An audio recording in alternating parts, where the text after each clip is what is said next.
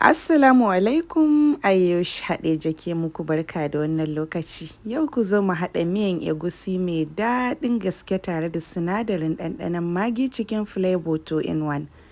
To da farko zan fara da ɗora tukunyata ta yi zafi sai na kawo manja na saka.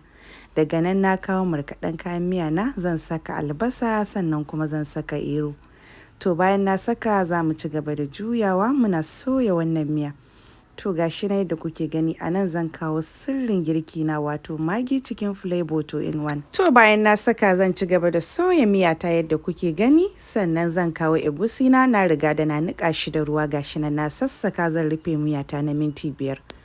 Bayan na buɗe zan jujjuya zan kawo pomo tare da jan nama da na riga da na tafasa. Zan saka kuma sannan zan kawo smoked fish tare da garin niƙaƙƙen crayfish gaba ɗaya na zuba. Sannan zan saka ruwan tafashen nama. Za mu sake rufe miyarmu na mintuna sannan zan buɗe zan kawo ganyen alayyahu na saka. Wato jama'a na daɗe ina cin miyan egusi amma fa gaskiya wannan daɗin ɗanɗanonta ya fita daban saboda na yi amfani da magi cikin flavor 2 in 1. Ku sayi naku domin ku ƙara armashin daɗi a cikin girke-girkenku.